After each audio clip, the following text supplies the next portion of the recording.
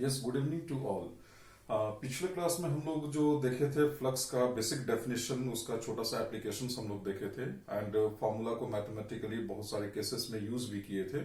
उसको थोड़ा रिकॉल कर लेते हैं। आपको जो दो फार्मूला बताए थे, इलेक्ट्रिक फ्लक्स का फार्मूला बताए थे, it is dot product of E and electric field vector and area vector. ये हम आपको बताए थे। इसको कब यूज करना है? जब इलेक्ट्रिक फील्ड यूनिफॉर्म हो एंड मोस्ट इंपॉर्टेंट पार्ट है कि थीटा जो है, इन दोनों के बीच का जो एंगल है, अगर वो कांस्टेंट है थ्रू आउट द एरिया तो आप इसको अप्लाई करेंगे। जैसे फॉर एग्जांपल हम बताए थे आपको कि अगर इस तरह का कोई सरफेस है आपके पास एंड इसका एरिया वेक्टर कहीं भी आप ड्रॉ करेंगे ना, तो क्या होगा? Normal to it. देखिए, एरिया वेक्टर का डायरेक्शन कहीं भी चेंज नहीं हो रहा है थ्रू आउट द एरिया।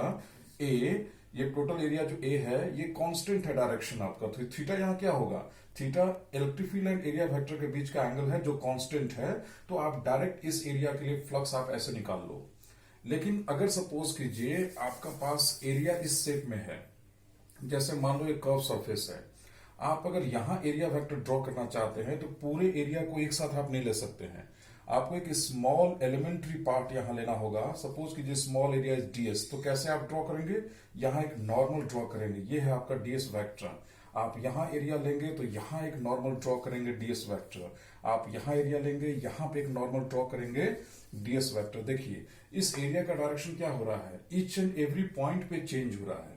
अब इसका जब आप फ्लक्स निकालने की कोशिश करेंगे तो प्रॉब्लम क्या हो रहा है कि वो थीटा जो है, इलेक्ट्रिक फील्ड एंड एरिया के बीच का एंगल थीटा क्या हो जाएगा? वेरिएबल। तो यहां पे अगर थीटा आपको वेरिएबल दिखाई दे, उस केस में आप फ्लक्स यूज करेंगे। Flux is equal to integration of this elementary study E dot product with small area DS. इससे आप फ्लक्स को कैलकुलेट करेंगे। तो आज हम लोग जो पार्ट पढ़ने जा रहे हैं ना, गॉसेस थ्योरम, बेसिकली हम लोग इसको यूज करने जा रहे हैं कि इसको हम लोग कैसे इंटीग्रेट करते हैं, इस तरह का सरफेस के लिए हम लोग कैसे फ्लक्स फाइंड आउट करते हैं, ये हम लोग स्टडी करेंगे। ओके, चलो अब हम लोग गॉसेस थ्योरम स्टार्ट करते हैं। और ये बहुत छोटा सा एक लाइन का थ्योरम है। First of all, Gauss's theorem किस चीज को एक्सप्लेन करने के लिए है और उसका एप्लीकेशंस क्या है? Gauss's theorem basically electric flux का ही एक डेफिनेशन है, ठीक है। और वो क्या है? देखिए, electric flux associated to a closed imaginary surface. जैसे मान लो कि आपका एक चार्ज है, आपका ये प्लस क्यू है आपका, और किसी भी आप एक इमेजिनरी किसी भी शेप एंड साइज के गॉसियन सरफेस से आपको सचमुच बंद इसको नहीं करना है। आप इमेजिन कीजिए कि ये चार्ज जो है किसी आर्बिट्री शेप में इनक्लोज्ड है, केवल इमेजिन करना है। तो आपसे अगर पूछेगा कोई कि ये जो आप शेप लिए हो, इसका थ्रू फ्लक्स कितना होना चाहिए, तो गॉसेस थ्योरम इसी चीज को एक्सप्लेन करने के लिए है कि ये जो इमेजिनरी सरफेस देख रहे हैं, इसको, इस इमेजिनरी सरफेस को हम लोग गॉसियन सरफेस भी कहते हैं, गॉसियन सरफेस। तो what is the value of flux, electric flux associated with this Gaussian surface? इस गॉसियन सरफेस से कितने electric field lines normally cross कर रहे हैं, ये फाइंड आउट करो। इसी चीज को वो स्टेटमेंट के थ्रू बताया है गॉसेस थ्योरम में। ये क्या है? देखिए, electric flux associated to a closed imaginary surface is, कितना होता है ये? 1 by epsilon naught times of the total charge enclosed within the surface। एक बार फिर रिपीट कर रहे हैं, electric flux associated with any imaginary closed surface is 1 by epsilon naught times the total charge enclosed within it। अगर मान लो यहां पे आपका सपोज कीजिए -2q चार्ज है, इससे हमको कोई लेना देना नहीं है। इसके इनसाइड में टोटल चार्ज कितना इंक्लोज हुआ है? चार्ज एडिटिव नेचर का होता है। अगर एक से ज्यादा चार्जेस अगर इसके अंदर बंद है तो आप उनको सम करिए प्लस माइनस के साथ में, जैसे आप सम करते हैं। Charges are additive in nature. Okay, तो मैथमेटिकली आप गॉसेस थ्योरम को कैसे लिखेंगे कि flux associated with this surface is 1 by epsilon naught times the total charge enclosed within it। यही है। यहां कितना चार्ज इंक्लोज्ड आप दिखाए हैं? Q divided by epsilon not. तो आपका गॉसेस थ्योरम का स्टेटमेंट आपको मिल गया, electric flux associated with any imaginary close surface is 1 by epsilon naught times the charge enclosed within it। तो आपको स्टेटमेंट, ये काफी इंपॉर्टेंट है, स्टेटमेंट भी लिखने के लिए आता है एग्जाम में, और ये छोटा सा स्टेटमेंट है। गलती कहां होता है आपसे? आप फ्लक्स एसोसिएटेड विद चार्ज कभी कभी बोलते हैं। No, electric flux associated with closed imaginary surface. First of all ये ओपन सरफेसेस के लिए डिफाइंड नहीं है। ये जब भी फ्लक्स का डेफिनेशन आप कैरी कर रहे हैं तो चार्ज को जब तक आप बंद नहीं करेंगे या इमेजिन नहीं करेंगे कि वो चार्ज इनक्लोज्ड है कंप्लीटली, तब तक आप इस फॉर्मूला को यूज नहीं करेंगे। ओके, चलिए अब हम लोग देखते हैं कि ये गॉसेस थ्योरम का जो डेरिवेशन है, वो प्रूफ जो है वो क्या है। आप एक नोन सिचुएशन आप ले लो, ठीक है। नोन सिचुएशन जिसमें कि आपको किसी ऐसे चार्ज सिस्टम का जिसका इलेक्ट्रिक फील्ड नोन हो आप कंसिडर करो। तो अभी तक आप कितने चार्ज सिस्टम को पढ़े हो? पॉइंट चार्ज का इलेक्ट्रिक फील्ड का फॉर्मूला आप जानते हो। तो चलो इसका डेरिवेशन में हम लोग जो प्रूफ करने जा रहे हैं कि इलेक्ट्रिक फ्लक्स हम लोग को प्रूफ करना है किसी भी चार्ज का जो इनक्लोज्ड है किसी भी shape of size of Gaussian surface के इनसाइड में, इलेक्ट्रिक फ्लक्स जो होता है charge enclose divided by epsilon not. ये हम लोग को प्रूफ करना है, ठीक है। एक चार्ज हम लोग लेते हैं नोन टाइप यानी कि पॉइंट चार्ज। आप जानते हैं कि इससे आर डिस्टेंस पे यहाँ पे इलेक्ट्रिक फील्ड कितना होगा, ये आपको मालूम है पहले से ही। आप लिखते हैं पहले electric field at that point, let us consider the point to be P, is 1/4 pi epsilon naught into Q divided by R square. ये इलेक्ट्रिक फील्ड होता है। नाउ इस चार्ज को आप इमेजिन कीजिए, क्लोज कीजिए, ठीक है। चलो हम लोग एक स्फेरिकल गॉसियन सरफेस में इसको लेते हैं, ठीक है।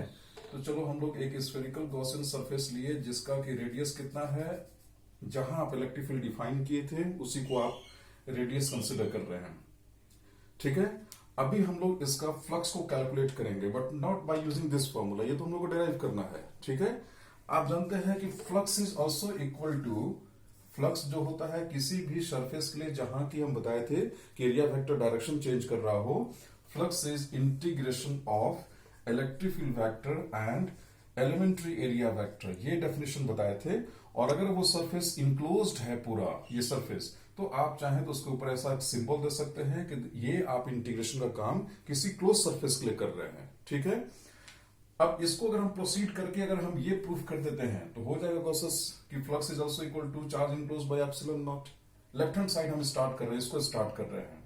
इसको प्रोसीड करने के लिए देखिए, आपके दिमाग में अगर कुछ क्वेश्चन ऐसा आ रहा है कि गॉसियन सरफेस को हम ऐसा क्यों नहीं लिए, एक क्यूबाइड में भी तो हम लोग या क्यूब में इसको इनक्लोज कर सकते थे।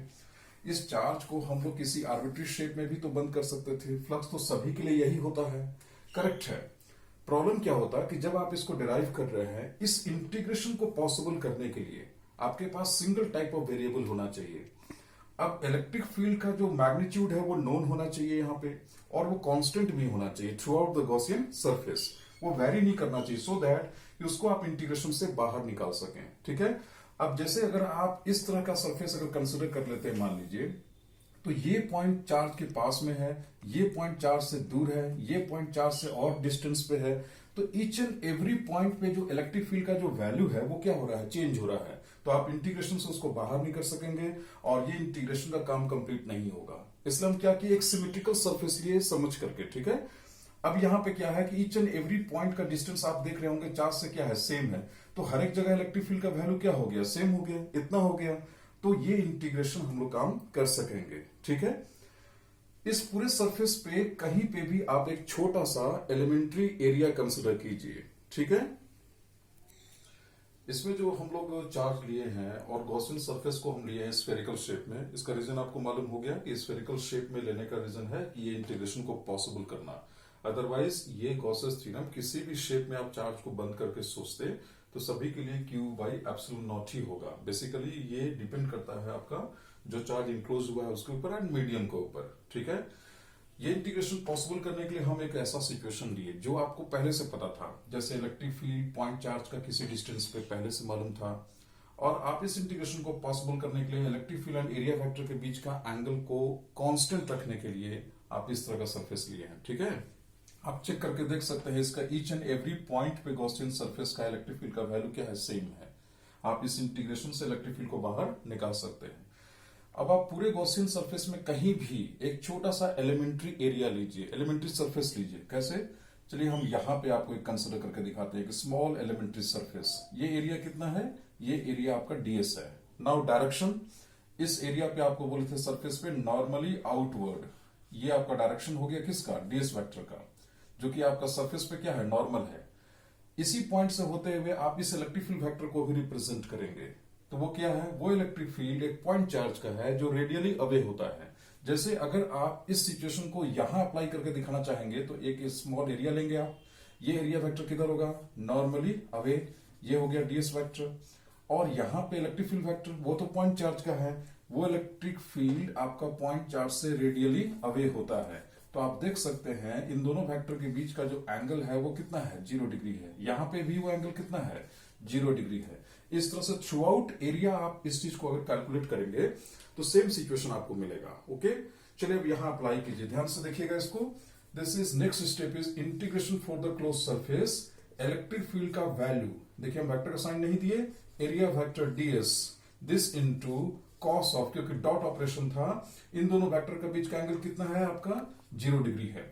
This is equal to electric field throughout the area magnitude wise constant है, इसको आप इंटीग्रेशन का बाहर निकालिए।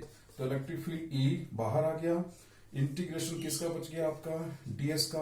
ये क्या है, स्मॉल एरिया किसका, गॉसियन सरफेस का। वो कैसा शेप में है, स्फीयर। तो टोटल एरिया क्या होता है स्फीयर का, 4 पाई रेडियस स्क्वायर, यही एरिया होता है। तो integration of DS is total area 4 pi R square. Electric field कौन सा बात कर रहे हैं हम लोग, इस पॉइंट का इलेक्ट्रिक फील्ड का बात कर रहे हैं। तो वो इलेक्ट्रिक फील्ड किसका है, पॉइंट चार्ज का, 1/4 pi epsilon naught into Q divided by R square. और एरिया डीएस का टोटल इंटीग्रेशन, टोटल एरिया कितना है, गॉसियन सरफेस का एरिया 4 पाई आर स्क्वायर, कितना वैल्यू आया, Q divided by epsilon naught, जो कि आपका राइट हैंड साइड है। तो आप देखें कि ये जो फ्लक्स कैलकुलेट किए, एक नोन सरफेस के लिए आप कैलकुलेट करके दिखाए कि ये किस पे डिपेंडेंट है, चार्ज इनक्लोज्ड पे डिपेंडेंट है एंड डाइलेक्ट्रिक मीडियम का नेचर पे डिपेंडेंट है, रेस्ट ऑफ द थिंग्स पे नहीं है। अब इसको आप जैसे बोले थे कि रेडियस आप आर बनाओ, आपको मर्जी, आपको रेडियस स्मॉल आर बनाने का मन करा, इतना बड़ा रेडियस, कोई प्रॉब्लम नहीं है। आप इस गॉसियन सरफेस के लिए यही कैलकुलेशन को करो, सेम रिजल्ट आपको मिलेगा। तो वो इतना छोटा सरफेस लेना है या इतना बड़ा सरफेस लेना है उस पर डिपेंड वो नहीं करता है। आप जिस सरफेस के लिए भी ये कैलकुलेशन करेंगे सबके लिए वो Q divided by epsilon not ही आएगा, ठीक है। ओके, नाउ इलेक्ट्रिक फ्लक्स से एसोसिएटेड देखिए 5 मार्क्स क्वेश्चन में भी डायरेक्ट क्वेश्चन आया हुआ है कि इलेक्ट्रिक फ्लक्स क्या क्या फैक्टर पे, किन किन पैरामीटर्स पे, फिजिकल क्वांटिटीज पे कैसे डिपेंडेंट है। जैसे सबसे पहला क्वेश्चन आपका हुआ कि इलेक्ट्रिक फ्लक्स जो होगा किसी डाइपोल का जो किसी इमेजिनरी सरफेस में इनक्लोज्ड है कितना होना चाहिए। तो आपको अच्छे से पता है ये सिस्टम क्या होता है, डाइपोल, एक प्लस क्यू चार्ज है आपका और एक माइनस क्यू चार्ज किसी भी इमेजिनरी सरफेस में इनक्लोज्ड है। तो इलेक्ट्रिक फ्लक्स जो होना चाहिए इस डाइपोल सिस्टम का वो होना चाहिए total sum of enclosed charge, plus Q minus Q sum कितना आया, 0 divided by permittivity of the medium and that's why it is 0। तो टोटल फ्लक्स 0। इसका लॉजिकल मीनिंग क्या है, बहुत सिंपल सा है। ये बोल रहा है कि जितना इलेक्ट्रिक फील्ड लाइंस इस इमेजिनरी सरफेस से नॉर्मली आउट होगा, बाहर निकलेगा पॉजिटिव चार्ज के चलते, same electric field lines negative charge को नॉर्मली इन करेगा। तो total flux is 0। Total flux entering is equal to total flux coming out, total flux is 0। अब आप यहां से देखिए flux depends on charge independent of shape and size of the Gaussian surface, ठीक है। Electric flux जैसे हम बताए कि वो आपका गॉसियन सरफेस का शेप एंड साइज पे डिपेंड नहीं करता है कि किस तरह का गॉसियन सरफेस में क्लोज्ड है। एक लॉजिकली पहले इसको आप प्रूव करने जा रहे हैं, इसके बाद हम लोग मैथमेटिकली प्रूव करेंगे। आपके एग्जाम में 5 मार्क्स में जब ये क्वेश्चन आया था ना, तो आपको मैथमेटिकली प्रूव करना है, लॉजिकली नहीं। बट देखो लॉजिकली भी सोचो इसको, जैसे एक पॉजिटिव चार्ज मान लो है, ठीक है, पॉइंट चार्ज, इसका इलेक्ट्रिक फील्ड लाइंस क्या होता है आपका, रेडियली आउटवर्ड, इस तरह से आप उसको रिप्रेजेंट कर सकते हैं। चलिए देखिए यहाँ पे हम फ्यू इलेक्ट्रिक फील्ड लाइंस को यहाँ पे हम रिप्रेजेंट किए हैं, ठीक है। आप देखो तो आपका जो सरफेस S1 है, जो गॉसियन सरफेस छोटा आप लिए है स्फीयर, और एक S2 सरफेस लिए हैं सेकंड गॉसियन सरफेस जिसका रेडियस बड़ा है। इससे आपका नॉर्मली कितने फील्ड लाइंस देखिए बाहर आ रहे हैं, 1 2 3 4 5 6 7 8 लाइंस इससे नॉर्मली आउट हो रहे हैं। सेकंड वाले सरफेस से कितने फील्ड लाइंस आउट हो रहे हैं, सेम। ऐसा लग रहा है क्या कि बीच में एक इलेक्ट्रिक फील्ड जनरेट हो जाएगा? होगा तो वो यहां से जनरेट ऐसे होगा आपका। तो 9 field lines and 9 field lines, आप देख रहे हैं कि एरिया हम कुछ भी ले लें तो सेम इलेक्ट्रिक फील्ड लाइंस जो कि S1 से नॉर्मली क्रॉस कर रहे हैं, सेम इलेक्ट्रिक फील्ड लाइंस आपका S2 से भी क्रॉस कर रहे हैं या किसी भी गॉसियन सरफेस से क्रॉस कर रहे हैं। तो आपका फ्लक्स जो है वो छोटे गॉसियन सरफेस पे या फिर बड़े रेडियस का गॉसियन सरफेस उस पर डिपेंड नहीं कर रहा है, क्योंकि सभी में चार्ज इंक्लोज्ड कितना है? Q है। अब इसी चीज को हम लोग मैथमेटिकली एक्सप्लेन करेंगे, क्योंकि आपको इसको मैथमेटिकली प्रूफ करना होगा कि through surface S1 and S2 same flux is coming out. Okay, चलिए इसको प्रूफ करने के लिए कि शेप एंड साइज पे डिपेंडेंट नहीं है कौन सा इलेक्ट्रिक फ्लक्स, इसके लिए देखिए हम एक चार्ज कंसिडर किए हैं +Q और इसको किसी एक इमेजिनरी सरफेस में इंक्लोज किए हैं। सरफेस को अगेन हम लोग क्या कंसिडर किए हैं? स्फीयर। दो रीजन है कि आप इस शेप का टोटल एरिया जानते हैं फर्स्ट ऑफ ऑल, ताकि आप इंटीग्रेशन ऑफ ds जगह पुट कर सकें। सेकेंडली कि आप इलेक्ट्रिक फील्ड जब तक यूनिफॉर्म या कांस्टेंट नहीं करेंगे तब तक आप इलेक्ट्रिक फील्ड को इंटीग्रेशन से बाहर नहीं कर सकेंगे और ये इंटीग्रेशन नहीं कर सकेंगे। दैट्स वाई हम लोग स्फीयर ले रहे हैं। किसी चार्ज से इक्वल डिस्टेंस पे इलेक्ट्रिक फील्ड क्या होता है? सेम होता है। दैट्स वाई हम लोग गॉसियन सरफेस क्या सिलेक्ट कर रहे हैं? स्फेरिकल शेप में। अब ये दोनों वेक्टर्स को आप यहाँ फिगर में रिप्रेजेंट कीजिए।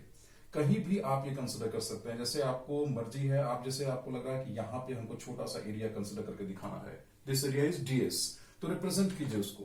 यहाँ पे आप एक नॉर्मल लाइन को ड्रॉ कीजिए। ये जो वेक्टर बना, ये बना आपका एरिया वेक्टर ds।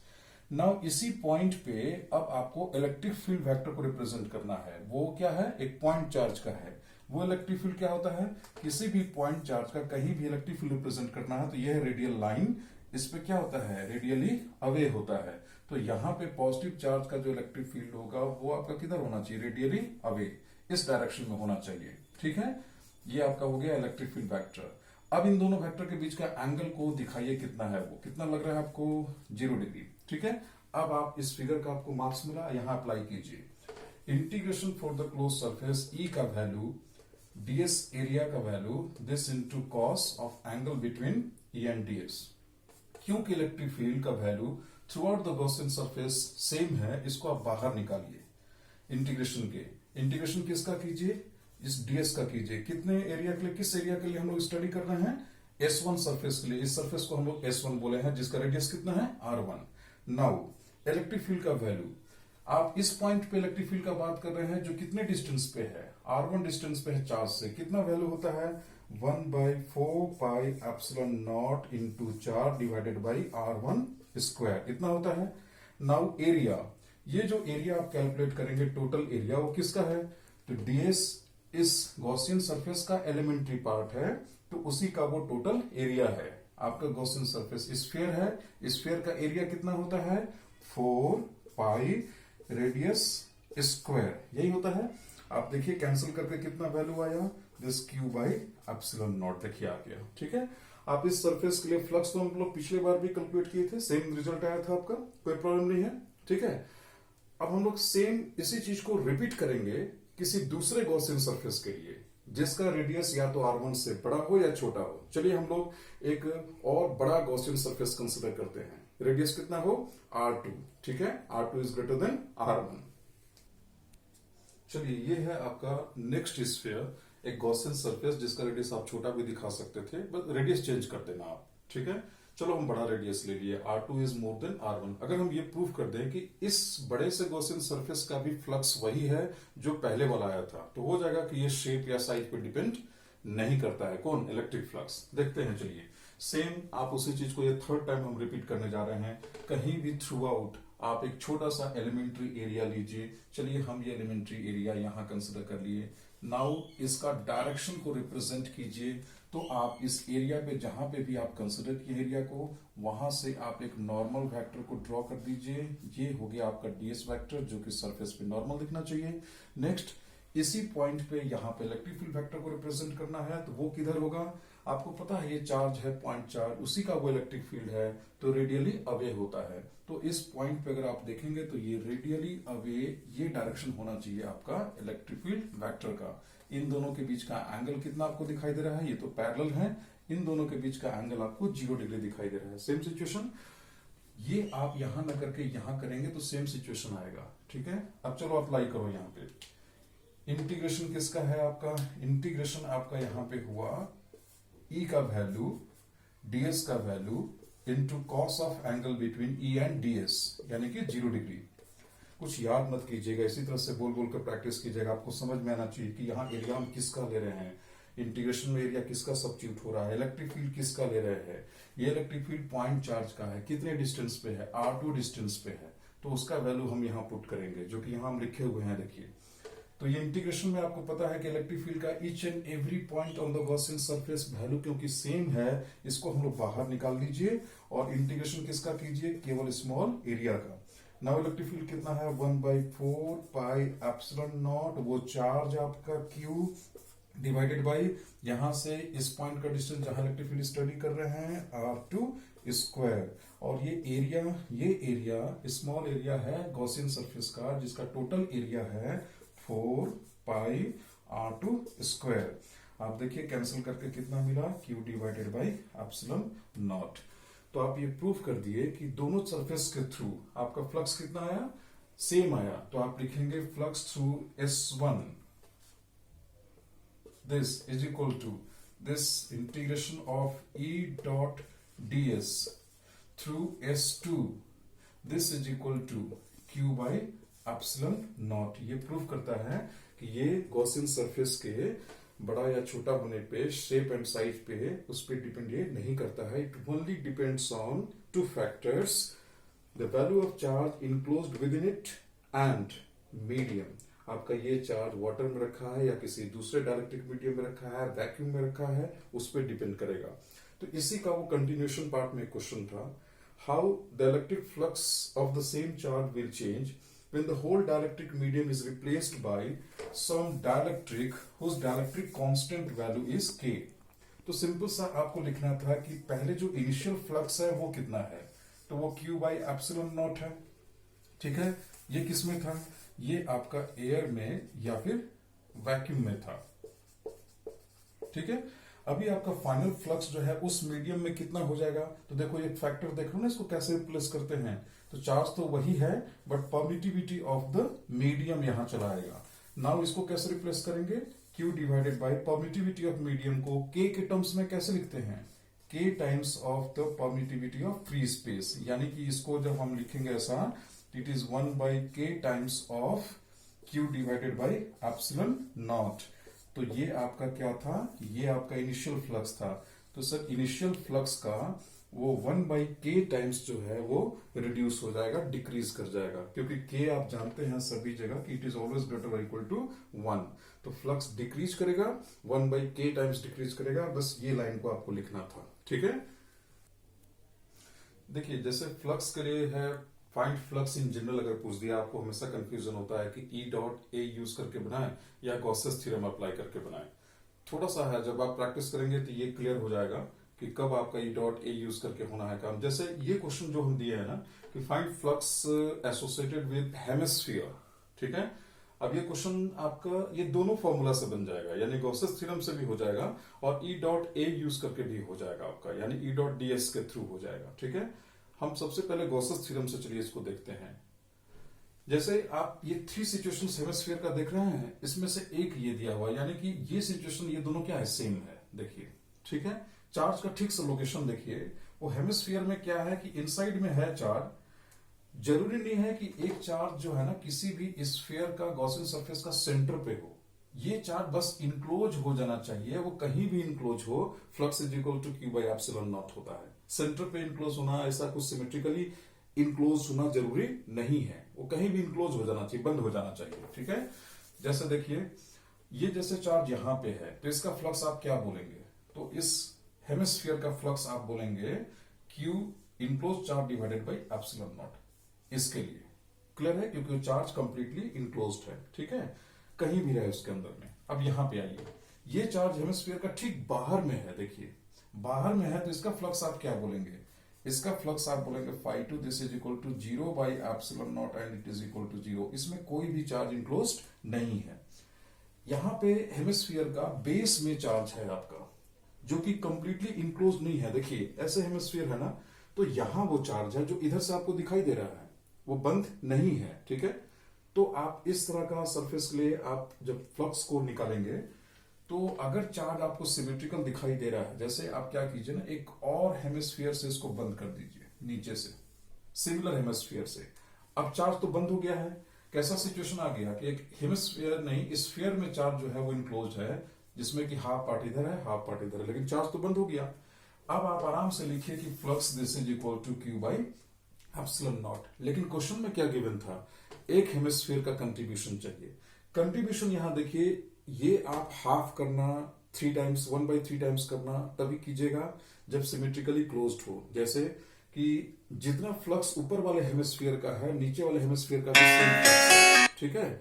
तो ऊपर वाले हेमिस्फीयर का फ्लक्स और नीचे वाले हेमिस्फीयर का फ्लक्स अगर सेम है, तो आप कह सकते हैं कि सिंगल हेमिस्फीयर का जो होगा, सिंगल हेमिस्फीयर का कितना होना चाहिए, इसका जो होना चाहिए हाफ होना चाहिए, यानी कि Q divided by 2 epsilon not. ये आंसर होगा आपको इसके लिए, क्योंकि टोटल फ्लक्स आपका था Q बाई एप्सिलॉन नॉट, बंद चार्ज जो था उसका, लेकिन वो आपका एक स्फीयर से क्लोज था।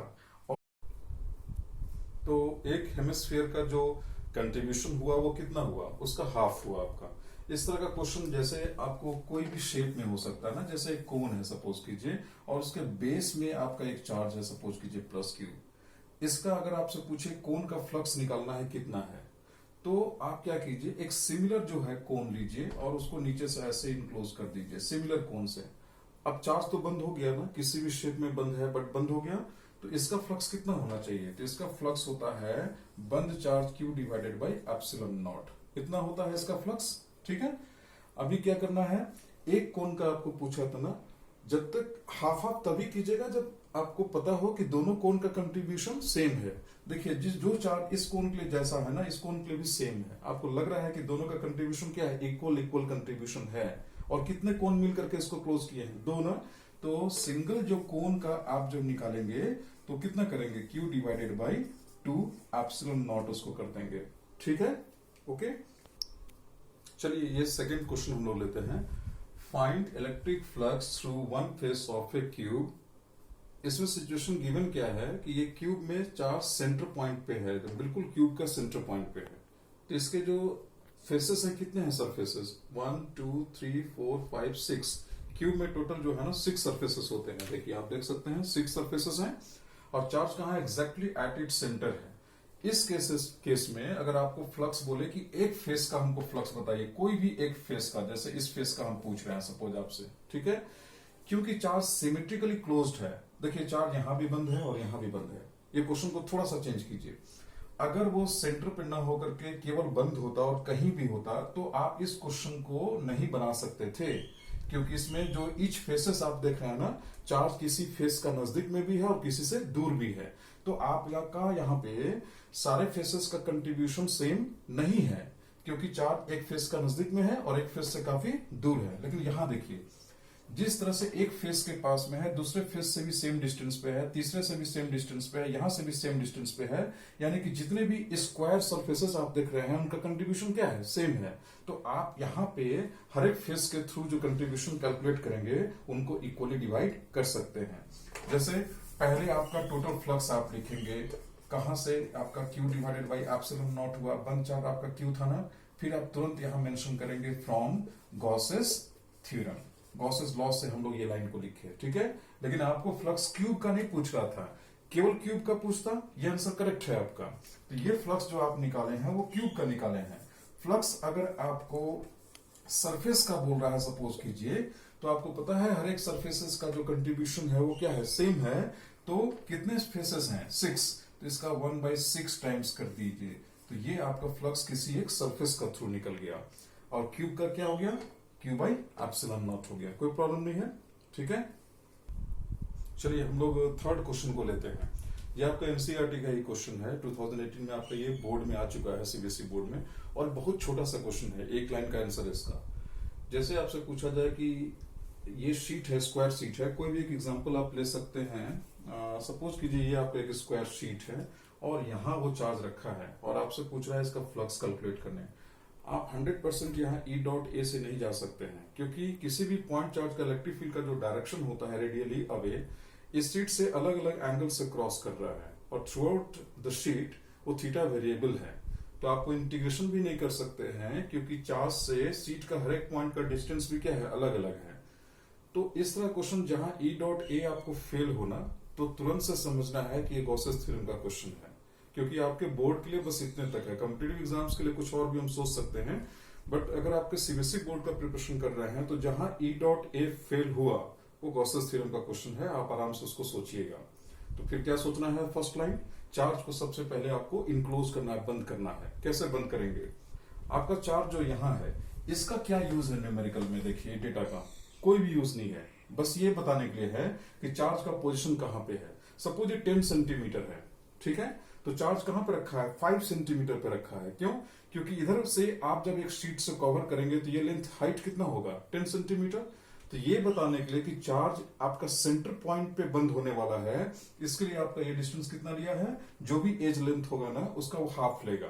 तो इफ इट इज 10 सेंटीमीटर तो ये 5 सेंटीमीटर पे चार्ज को रखेगा। तो this is the position of charge, यहां पे है वो, ठीक है। चार्ज को बंद करना शुरू कीजिए, इमेजिन करना है, सचमुच का शीट्स को आपको नहीं लाना है, ठीक है। इधर से एक शीट इमेजिन किए, इधर से एक शीट, सिमिलर शीट एंड ऊपर से देखिए एक बड़ा क्यूब बना और चार्ज जो है उस क्यूब में एग्जैक्टली सेंटर पॉइंट पे इंक्लोज हुआ है। चार्ज का जो सिचुएशन इस शीट के लिए है ना, सेम इस तरफ का शीट के लिए भी सेम सिचुएशन है, इस शीट के लिए भी सेम सिचुएशन है, same distance 5 centimetre 5 centimetre 5 centimetre 5 centimetre 5 centimetre. तो आपको मालूम हो गया कि हर एक शीट का कंट्रीब्यूशन यहाँ क्या है, इक्वल है। तो हम लोग फिर यहाँ ये कर सकते हैं कि टोटल पहले हम लोग फ्लक्स को लिखेंगे। चार्ज आपका इस क्यूब में बंद हो चुका है, ठीक है, जिसका कि ये जो है पोजीशन है सेंटर पोजीशन चार्ज का, तो इसका फ्लक्स होना चाहिए, flux of this cube, this is equal to क्या हो गया, Q divided by epsilon naught हुआ। ये तो ठीक है ना। अब इसमें कितने सरफेसेस आपके लगे हैं, 6, और सबका कंट्रीब्यूशन क्या है, सेम है ना। तो फ्लक्स किसी भी आप एक सरफेस का थ्रू निकालेंगे तो ये निकला आपका एक स्क्वायर शीट का through, Q divided by 6 epsilon not. आपको मालूम हो गया कि इसका कितना कंट्रीब्यूशन है, इससे होते हुए कितने फील्ड लाइंस नॉर्मली क्रॉस कर रहे हैं, 1/6 times of Q epsilon not. कोई प्रॉब्लम तो नहीं है, इक्वल डिस्ट्रीब्यूशन आप कर ले रहे हैं ना, ठीक है। ये जैसे नेक्स्ट क्वेश्चन में आपका जैसे क्यूब है, ठीक है, ये सरफेस में चार्ज एक वर्टेक्स पे है, देखिए यहाँ पे है या फिर यहाँ है, यहाँ किसी एक वर्टेक्स को कंसिडर कर लीजिए, चार्ज इस वर्टेक्स पे है। आप इस फिगर को देख सकते हैं, चार्ज इस वर्टेक्स पे है और इस क्यूब से होते हुए कितने electric field lines normally cross कर रहे हैं, मींस व्हाट, फ्लक्स। इस क्यूब का फ्लक्स निकालना है आपको, टोटल क्यूब का फ्लक्स निकालना है।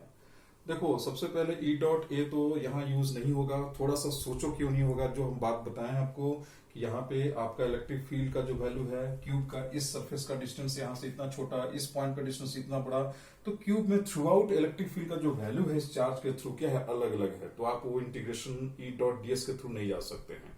तो क्या आपके पास बच गया, गॉसेस थ्योरम। कैसे करेंगे, पहले चार्ज को बंद करना है तब गॉसेस थ्योरम के बारे में सोचना है, ठीक है। चार्ज को बंद करने का तरीका देखिए, ये क्यूब है, चार्ज अभी यहाँ पे है, एक क्यूब इधर से लीजिए और 2 और लीजिए, तो आपको जो प्लेटफॉर्म बना 4 क्यूब्स का प्लेटफॉर्म बना। लेकिन चार्ज देखिए इधर से सामने से दिखना बंद हो गया, नीचे से दिखना बंद हो गया, साइड से दिखना बंद हो गया। चार्ज यहाँ पे है लेकिन ऊपर से तो दिखाई दे रहा है, ऊपर से और 4 क्यूब्स ले लीजिए। अब आपका टोटल जो है 8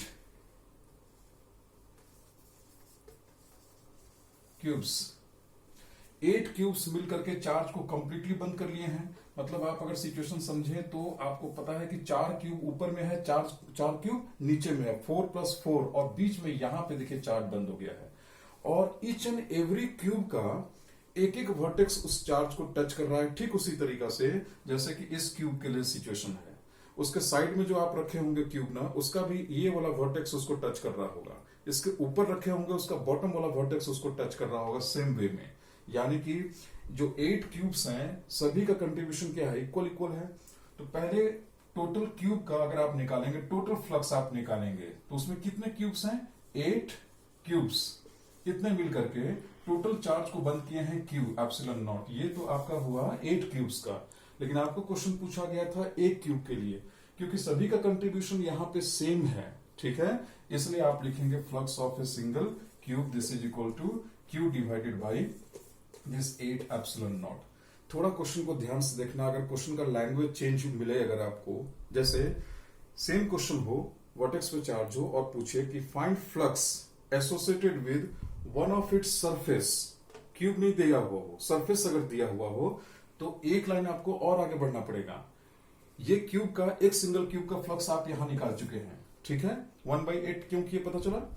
अब इसका बोला है कि एक सरफेस का फ्लक्स निकाल के दिखाओ इसी क्वेश्चन में। तो आपको मालूम है कि यहां पे टोटल 6 सरफेसेस हैं, जिसमें से 3 सरफेस का फ्लक्स कंट्रीब्यूशन 0 है। उसको हम वेक्टर के फॉर्म में आपको रिप्रेजेंट करके दिखा रहे हैं, ठीक है।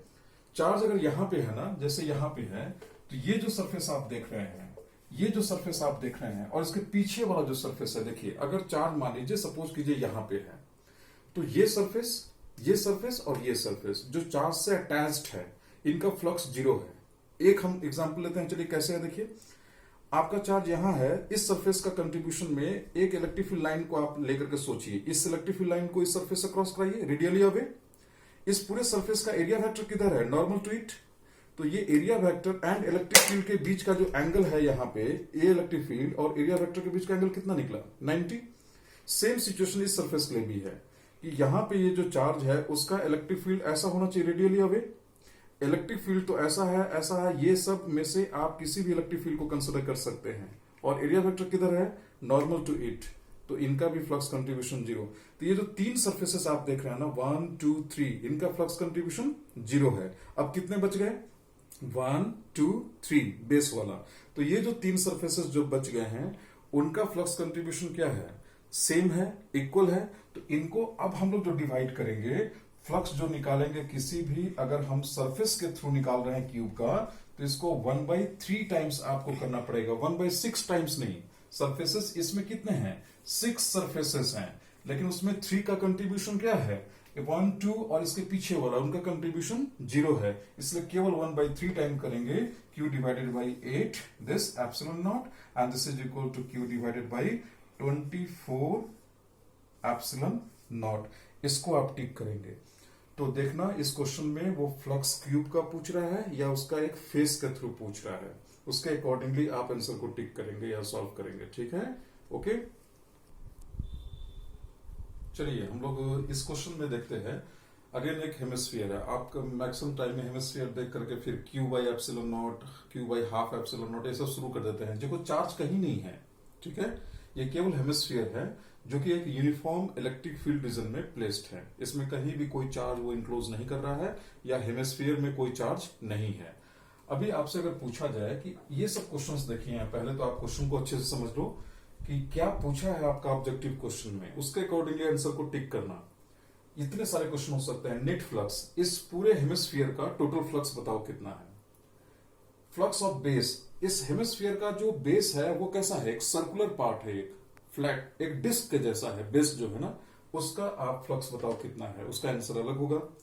फ्लक्स एंट्रिंग, ये जो हेमिस्फीयर है उसमें कितने फ्लक्स जो हैं, यानी कि electric field lines normally in कर रहे हैं, फ्लक्स एंट्रिंग का मतलब ये हो गया। और इस हेमिस्फीयर से नॉर्मली कितने फील्ड लाइंस आउट हो रहे हैं, इसका हो गया फ्लक्स कमिंग आउट और फ्लक्स लिविंग। ये सारे क्वेश्चंस को आप एक एक लाइन में एक्सप्लेन कर सकते हैं। देखो ये शेप के लिए हम एक्सप्लेन कर देते हैं आपको, दूसरे शेप के लिए आप खुद ट्राई करोगे। जैसे आप इस शेप के लिए ट्राई करना, जैसे मान लो ये इसके जगह कोन होता, और ये भी अगर आपका यूनिफॉर्म इलेक्ट्रिक फील्ड में सपोज कीजिए है, कोन का हाइट हम आपको देते हैं h, इसका बेस रेडियस हम देते हैं r, electric field is E। Same आप इसी क्वेश्चन को जैसे जैसे हम इसको एक्सप्लेन कर रहे हैं, सेम वे में आप इसको एक्सप्लेन करना, ठीक है। हम कहां कब एरिया ले रहे हैं, कभी एंगल कैसे चेक कर रहे हैं, टोटल फ्लक्स कैसे लिख रहे हैं, ठीक है। चलिए हम इसको स्टार्ट करते हैं आपका ये क्वेश्चन को। रेडियस तो क्लियर है, पहले हम लोग आते हैं टोटल फ्लक्स कैसे लिखा जाए। टोटल फ्लक्स में 2 पार्ट आपको लिखना है, ठीक है। फ्लक्स जो है कर्व्ड सरफेस का, एंड फ्लक्स जो है वो बेस का। उसमें भी आपको ऐसे ही लिखना है कोन के केस में, flux due to this curved surface and flux due to flat base, okay. अच्छा बताओ, इसमें कोई भी चार्ज इंक्लोज हुआ है, तो इसमें कोई भी चार्ज इंक्लोज नहीं है, तो according to Gauss's theorem it should be equal to 0 by epsilon naught, और कितना होना चाहिए 0। तो आपको फर्स्ट आंसर मिला कि नेट फ्लक्स जो है हेमिस्फीयर का जीरो है, जो आप पहले से जानते थे कि कोई चार्ज इसमें बंद है ही नहीं। बट लिखने का तरीका देखिए, flux due to curved part, ठीक है, and flux due to flat circular base, इन दोनों का फ्लक्स मिला करके कितना है, जीरो है, क्योंकि वो कोई चार्ज को इनक्लोज नहीं किया है। ये क्लियर है। इसके बाद सेकेंड लाइन देखिए, लिख रहे हैं फ्लक्स जो है बेस का आप कैलकुलेट कर सकते हैं, लेकिन कर्व्ड पार्ट का फ्लक्स आप कैलकुलेट नहीं कर सकते हैं। कर्व्ड पार्ट में देखिए प्रॉब्लम क्या आ रहा है, जो कर्व्ड पार्ट आपका है उसमें ईच एंड एवरी पॉइंट पे जब आप एरिया लेंगे, जैसे यहां एरिया कैसे लेना चाहिए, तो पता है नॉर्मल ड्रॉ करना है, नॉर्मली आउटवर्ड बाहर की तरफ आपको ड्रॉ करना है। यहां पे एरिया किधर लेंगे आप, एरिया नॉर्मली आउटवर्ड। देखिए electric field vector and area के बीच का जो एंगल आप देख रहे हैं ना, वो यहां 90 आपको नजर आ रहा है, यहां 90 से बड़ा एंगल नजर आ रहा है। तो ईच एंड एवरी पॉइंट पे वो एंगल अलग अलग है, इसलिए ई डॉट ए का आप यूज नहीं कर सकेंगे, ठीक है। और इलेक्ट्रिक फील्ड भी आपका देख रहे हैं यूनिफॉर्म नेचर का है, इसलिए आपको इन दोनों का सम, जैसे आपसे पूछे कि x प्लस वाई का सम अगर जीरो गिवन है, x प्लस वाई का सम कितना है, जीरो, तो क्या क्या पॉसिबिलिटी है कि सर x जो है वो जीरो हो सकता है और y भी जीरो हो सकता है। ये भी तो पॉसिबिलिटी है कि x सर अगर +2 है तो y का वैल्यू शायद -2 हो, तब भी तो सम जीरो आएगा। तो अब आपको देखना है कि इन दोनों में से कौन सा सिचुएशन है। तो यहां पे इन दोनों का सम अगर जीरो है तो इसका मतलब या तो ये दोनों जीरो जीरो है, या फिर इसका कोई वैल्यू है अगर x, तो ये क्या है, -x है। तो इन दोनों का वैल्यू को कैलकुलेट करना होगा, ये आप कैलकुलेट नहीं कर सकते हैं। दैट्स वाई ऑलवेज आप बेस को कैलकुलेट कीजिएगा। ये जो पार्ट है देखिए उसका कैलकुलेशन में, ये जो शेडेड रीजन आप देख रहे हैं ना, ये क्या है, डिस्क के जैसा है आपका ये, ठीक है, सेम टू एज, देखिए इस तरह का वो डिस्क के जैसा है, ठीक है, बेस जो है ये हेमिस्फीयर। तो इसका एरिया किधर लीजिएगा आप, तो एरिया वेक्टर इसका क्या है, नॉर्मली अवे। देखिए ये है इसका एरिया वेक्टर। आप यहां डीएस क्यों नहीं लिए पता है ना, क्योंकि आपको पता है कि थ्रू आउट इसका एरिया वेक्टर का डायरेक्शन चेंज नहीं हो रहा है। नीचे क्यों लिए आप इसको, क्योंकि बोले थे 3 डायमेंशनल के केस में एरिया वेक्टर नॉर्मली आउटवर्ड, बाहर की तरफ, शेप के अंदर की तरफ नहीं, बाहर की तरफ। तो ये हो गया एरिया वेक्टर।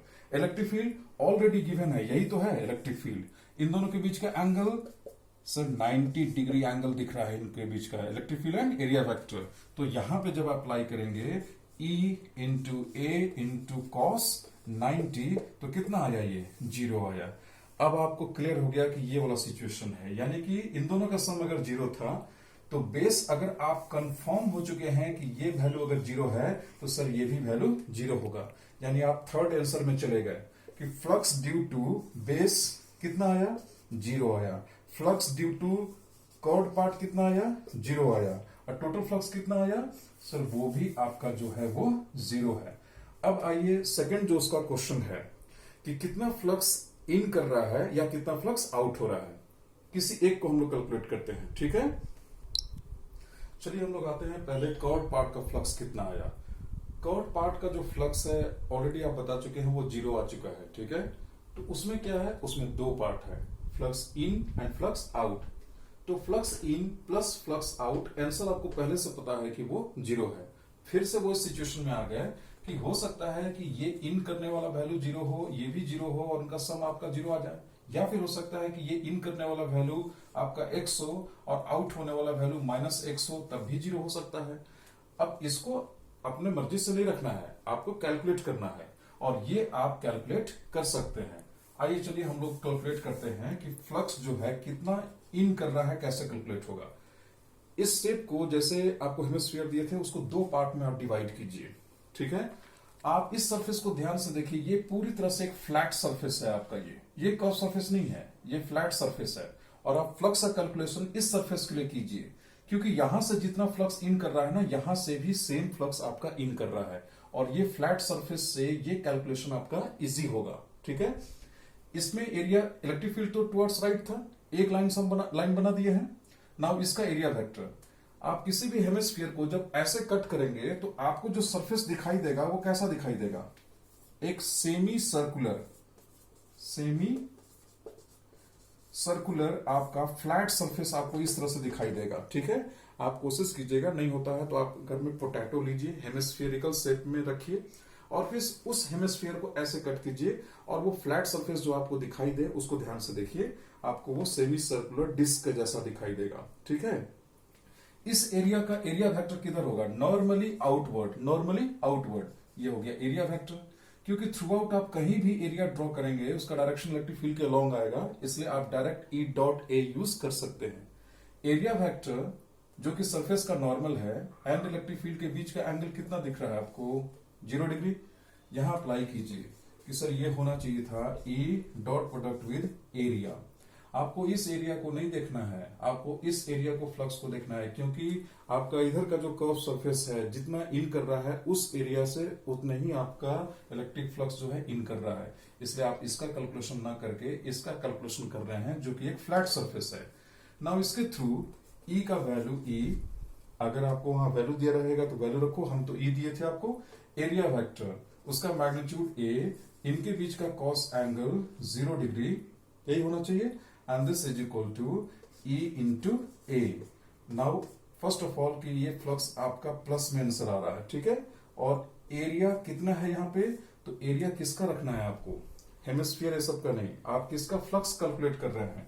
ये जो फ्लैट पोर्शन है वो कैसा है? सेमी सर्कुलर है। तो सेमी सर्कुलर का एरिया कितना होता है? पाई रेडियस स्क्वायर डिवाइडेड बाई 2।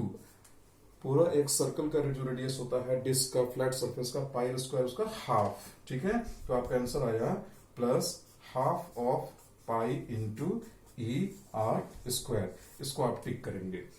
आपका आंसर में एमसीक्यू जो क्वेश्चंस होते हैं उसमें माइनस में भी रहेगा ये वैल्यू दिया और प्लस में भी रहेगा। ठीक है, आप ध्यान से देखना कि वो फ्लक्स इन पूछा है या आउट पूछा है। देखो, अगर इन आपको निकल चुका है कि इतना है तो आउट निकालने का जरूरत ही नहीं है, क्योंकि आउट जो होगा फ्लक्स आउट वो कितना होना चाहिए? इसको जब निकाल चुके हैं तो इसी का माइनस होगा। क्यों? क्योंकि इनका सम 0 है, तो ये होना चाहिए minus half of pi E R square. तो देखो, अगर आपसे वो पूछा था फ्लक्स आउट, उसको टिक करना था, तो ये है आपका नेगेटिव फ्लक्स है, और फ्लक्स इन पूछा है तो पॉजिटिव फ्लक्स है। इनका सम देखिए 0 है ना, तो यहां ये दोनों 0 0 नहीं है, यहां पे if it is x it is minus x. तो फिगर से भी समझो, अगर आप आउट निकालना चाहते हो यहां से निकाल के देखो, सेम सिचुएशन। इसका एरिया वेक्टर देखो इस फ्लैट सरफेस का किधर होगा? नॉर्मली आउटवर्ड, बाहर की तरफ। ये शेप का बाहर की तरफ तो इधर ही है ना, क्योंकि इधर तो शेप है, तो normally outward of this shape. Area vector में इलेक्ट्रिक फील्ड का एंगल यहां कितना आपको नजर आ रहा है? यहां 180 नजर आ रहा है ना, दोनों का एंगल। तो यहां जब आप यूज करेंगे इसको तो क्या लिखेंगे फिर इसके लिए? हम इसके लिए बात कर रहे हैं 180 डिग्री। कॉस 180 कितना होता है? -1। तो यहां से देखिए ये वैल्यू कितना आ रहा है? माइनस करके आ रहा है, तो ये फ्लक्स क्या निकल गया? तो आपको इतना कैलकुलेट करने की जरूरत ही नहीं है। जब फ्लक्स इन आप निकाल चुके थे तो फ्लक्स आउट उसी का माइनस करके आप लिख देंगे। अगर फ्लक्स इन नेगेटिव में आता तो फ्लक्स आउट पॉजिटिव में आता, सेम वैल्यू आता। ठीक है, अब आप इसी सिचुएशन को ट्राई करेंगे कोन के लिए जो हम सिचुएशन दिए हैं। ठीक है, एंड इस क्वेश्चन को आप ट्राई कीजिए। तो अगर ये हेमिस्फीयर में इलेक्ट्रिक फील्ड अगर ऐसा होता वर्टिकली अपवर्ड डायरेक्शन में, ऐसा uniform electric field, and radius कितना है? r है, तो आप टोटल फ्लक्स निकालो, बेस का फ्लक्स निकालो। ठीक है, बी केयरफुल, जब भी कंसेप्ट आप यूज करते हैं तो फॉर्मूला के थ्रू जब तक आप चलेंगे तब तक आपसे कोई एरर नहीं होगा। ई डॉट ए का यूज करना है। अगेन आप बोलेंगे सर टोटल फ्लक्स इज 0, कोई चार्ज इंक्लोज नहीं हुआ है। करेक्ट, उसमें टोटल में किस तरह के 2 शेप आ रहे हैं? सर कर्व शेप एक आ रहा है, एक फ्लैट सरफेस आ रहा है। ठीक है, तो नेक्स्ट लाइन क्या लिखेंगे? Flux of curved part and flux of flat base, उन दोनों का सम कितना है? It is 0। अब दो चीज का सम अगर 0 है तो या तो दोनों 0 होंगे या कोई x और -x भी हो सकता है। तो बेस का फ्लक्स निकालना इजी है आपके लिए, क्योंकि कर्व्ड पार्ट में एरिया वेक्टर का direction each and every point पे चेंज हो रहा है। तो आप बेस का फ्लक्स निकालो। आप ध्यान से अगर इस सिचुएशन को देखोगे तो प्रैक्टिस करो साथ में। ये पूरा जो बेस सरफेस है वो कैसा है आपका? वो तो फ्लैट सरफेस है, डिस्क है। इधर तो एरिया है आपका, इसका सरफेस एरिया वेक्टर किधर होगा? नॉर्मली जो सरफेस पे नॉर्मल हो और शेप से बाहर की तरफ, तो ये आपका हो गया एरिया वेक्टर। किसका? इस एरिया का। और इलेक्ट्रिक फील्ड किधर है? सर इलेक्ट्रिक फील्ड ऊपर की तरफ है, देख रहे हैं ना। इन दोनों के बीच का एंगल चेक करिए, कितना निकला? 180 डिग्री। तो फ्लक्स कितना आना चाहिए? तो फ्लक्स जब आप बेस का निकाल रहे हैं यहां पे, तो वो आ रहा है E into A into cos 180 degree. Cos 180 कितना होता है? -1 E into A, this is equal to minus E into area. Area किसका लेना है? जिसका आप फ्लक्स कैलकुलेट कर रहे हैं वो क्या है? एक डिस्क है। तो डिस्क का एरिया यानी कि आपका सर्कल का पाई आर स्क्वायर, तो ये हो गया माइनस पाई इंटू ई आर स्क्वायर। ये फ्लक्स आपका बेस का हो गया। अगर हम पूछें how much flux is entering this surface, कितना फ्लक्स इसमें इन कर रहा है, तो आप बोलेंगे यही इन भी कर रहा है, कि जितना इन कर रहा है उतना फ्लक्स आपका आउट भी हो रहा है। इसलिए अगर आपको कोई पूछे कि ये जो कर्व सरफेस है आप उसका फ्लक्स बता सकते हैं यहाँ पे, तो हाँ वहां पे अब ये जीरो नहीं है, क्योंकि यहाँ कर्व सरफेस जो है उसमें आप बताए कि जितना फ्लक्स इन कर रहा है उतना आउट हो रहा है, और टोटल फ्लक्स आप कितना बताए थे? 0। कर्व पार्ट का फ्लक्स प्लस बेस का फ्लक्स मिला करके 0। बेस का फ्लक्स यहाँ 0 नहीं है। इससे पहले वाला क्वेश्चन में बेस का फ्लक्स 0 था, यहाँ बेस का फ्लक्स आया है कितना? Minus pi E R square. तो कर्व पार्ट का फ्लक्स कितना होगा? तो आप अभी तो लिखे थे इस तरह से कि फ्लक्स जो टोटल है नेट वो कितना था? फ्लक्स जो है कर्व पार्ट का और फ्लक्स जो है वो बेस का, इन दोनों का वैल्यू कितना आया? ये 0 क्यों आया? क्योंकि कोई भी चार्ज इंक्लोज नहीं किया है, तो Q epsilon not it is 0। तो इन दोनों का सम अगर 0 है तो बेस का फ्लक्स कितना है ये आप निकाल चुके हैं, ये वो minus pi E R square है, तो ये कितना होना चाहिए? तो ये वैल्यू होना चाहिए plus pi E R square. ये value minus pi R square, तभी तो इनका सम कितना आया? 0 आया। तो आप इस क्वेश्चन को एक दो बार और ट्राई कीजिए, और अगर नहीं बने तो फिर से आप डिस्कस कीजिए हमारे साथ, ठीक है? तो नेक्स्ट जो हम वीडियो प्रिपेयर करेंगे गॉसेस थ्योरम का, वो एप्लीकेशन में हम लोग क्यों गॉसेस थ्योरम बेसिकली पढ़ रहे हैं, to find electric field of continuous charge distribution. तो नेक्स्ट में इसका एप्लीकेशन में हम लोग 4 continuous type of charge distribution का हम लोग इलेक्ट्रिक फील्ड को स्टडी करेंगे, ठीक है, by using this Gauss's theorem. 1 dimension and 2 dimension charge distribution को स्टडी करेंगे, ठीक है? उसका हम इलेक्ट्रिक फील्ड निकालना आपको सिखाएंगे, ठीक है? Okay, thank you.